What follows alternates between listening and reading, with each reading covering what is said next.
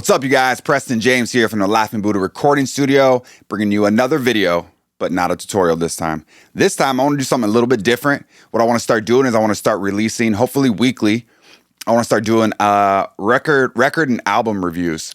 I was doing some research and watched some people just criticize and just like in a negative embodiment of these artists and these engineers and producers. And I'm just like, fuck that noise. Like there's got to be a lot more positive support and just gratitude to some of these artists who put pour their heart and soul into these albums and records instead of just ripping them apart like it's just so easy to just say, oh, well, they should have done this and they should have done that and they could have done this.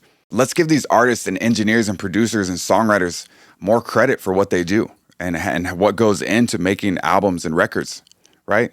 So with that being said, I want to review DoeChii's new album, Alligator Bites Never Heal. I guess I shouldn't say album. It's a mixtape, technically. And that's following her 2022 EP, She Her Black Bitch EP, which I thought was fire. Oh my God, that first song with Rico Nasty's Swamp Bitches. What? Stop. So good. So well done. Amazing.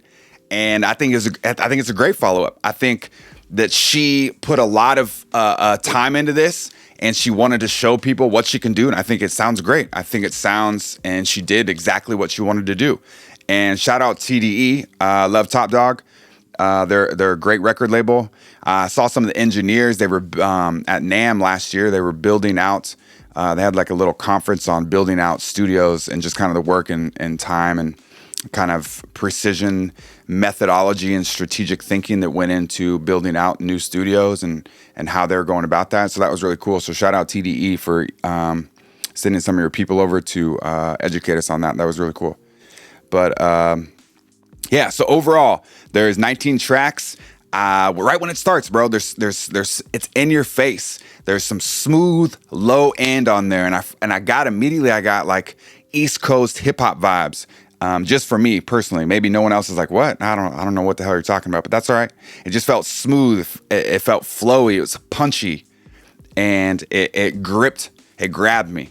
I was telling my friend, my coworker, when I heard it, it kind of took me by surprise. It's kind of like seeing a movie and you don't know anything about it. You've never seen a preview. You've heard about the movie, but you didn't watch any of the trailers, and you just kind of go into the movie going, okay, I have no idea what to think, good or bad. I'm just neutral. So I went into this album neutral, not thinking anything about it. And man, I was blown away. I really was. The lyricism was very creative and fun, as the word I'd like to use is creative and fun. It felt like she was confident. There's a lot of confidence in there. I like the personal touch of some of the messages. I like when artists do that. They have messages from their mom or significant other that kind of details their pride and joy of their loved one doing what they're doing and making their art through their and enjoying their craft. I really appreciate that because she said, I remember her saying something on one of the tracks, and sorry, I'm not going to get specifically into certain detail, but one of the tracks, she's basically saying how hard it is coming out to LA or going to the city, like basically making the point like going to chase your dream. And it's not easy because you got to maintain a job and you got to pour your heart and soul, like I said, into this craft and this art that you really want to pursue, this dream. And it really is draining and it drains you and you start losing people around you, at least the people that aren't as supportive. And that's true. Definitely it's true of me right now in my life. Starting this recording studio has been a struggle, man. It's been a journey. I couldn't be more grateful and thankful. Put all my life and soul and hard-earned money throughout my whole entire life into this studio. So I can definitely relate to that. That's another thing, relatability. I thought there was a lot of things on there that were relatable. And at least for me, when I hear an album that's more, and I hear words and things that I can connect to that are more relatable, that grabs me even more, right? Like not only do and I'm a person who feels it. I'm not really listening to the words per se, the lyrics right off the bat and right off the jump. I'm more going for the feel of the song or the album. How do I feel?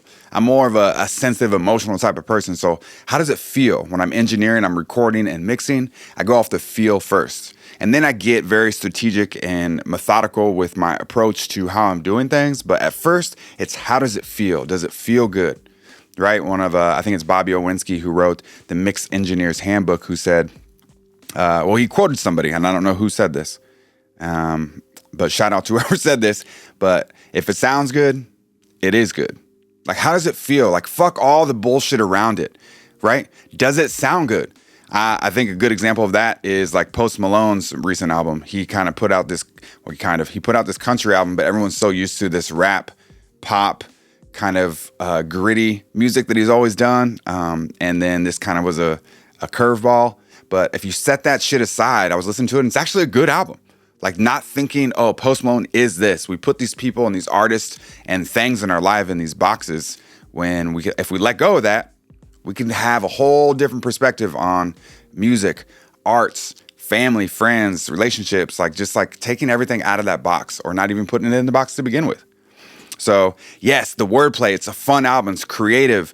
She has her own groove. I love that she has her own groove. I feel like when artists have their own pocket and their own sense of self and that confidence towards that sense of self, it really kind of comes out in their music.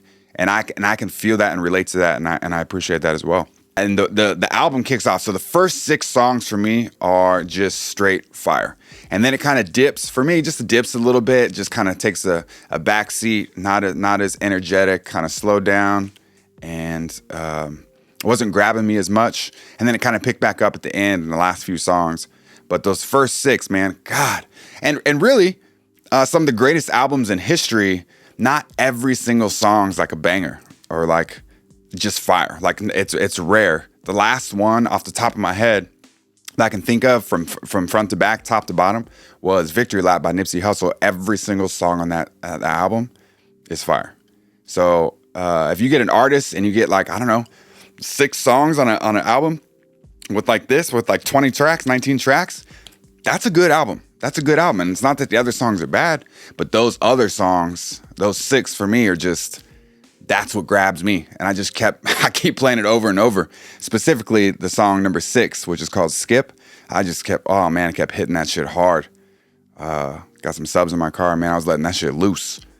But so the production engineering, I thought the album sounded fat. The engineering and production was fat. Gave it this very full, fluid sound, which went really well with her vocals. And really, like, again, she fit really nicely into the pocket. So shout out to the engineers. I know that the engineers, Jada Love, I think did most of the recording and mixing. So shout out Jada Love. She fucking killed it. And so you should be seeing the engineers and the producers and the songwriters right now who have done this. And these engineers and producers and songwriters are just, they killed it. Shout out DoeChii too for doing most of the writing, if not all the writing on this mixtape.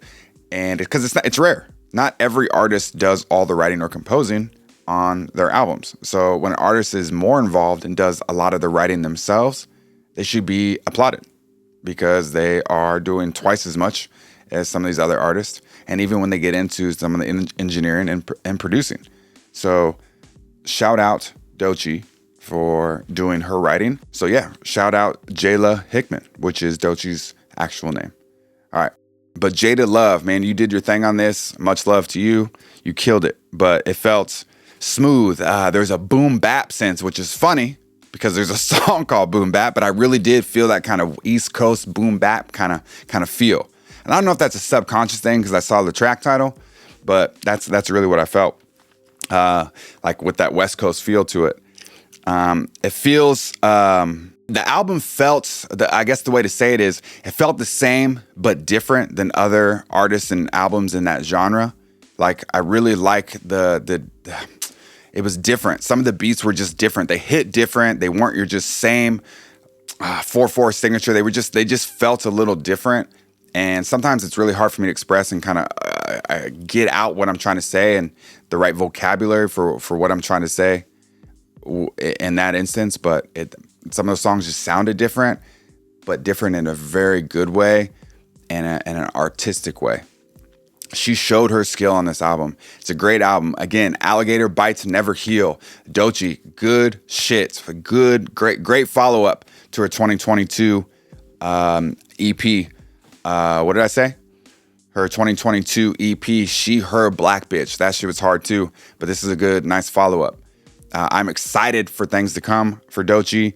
She's a great artist. Would love to see her live. And shout out Top Dog for doing your thing with another good artist. They got some great artists on that label, and they don't seem to be slowing down at all. So yeah, shout out Top Dog, DoeChii, keep doing your thing. Again, much love and respect to the engineers, songwriters, producers. We are trying to uplift the artists and build a community. This music thing and this AI thing is getting very weird lately. And and especially right now with all the politics going on right now, it's just like we got to be supportive. And music is one of those things I think that brings us together. And I know I'm on my hippie shit right now, but at the same time, it's true. We got to stick together, build each other up, lift each other up. Man, stay positive. So yeah, fuck all that negativity that's out there and these people doing these reviews of what you should have done and what they could have done better. You killed it. You're doing your thing. Keep putting out that good shit. Keep pouring your heart and soul into this. People like me hear you and feel you, and we appreciate you. So thank you. All right, much love, you guys. What we say here at the Laughing Buddha Recording Studio, do what you got to do to get to where you want to be so you can do what you want to do. Again, do what you got to do to get to where you want to be so you can do what you want to do, as long as you're not hurting other people and putting other people down. All right, love you guys. Be safe, stay out of trouble. Oh, one last thing. Release your content, release your videos, release your tutorials, release your music. Let them hear you. We all have a voice. You all deserve to be heard. Again, circling back to that First Amendment right, all that crazy shit, but it's true. Release your music, release your content. The world is a better place because you are in it. All right, much love. Be safe.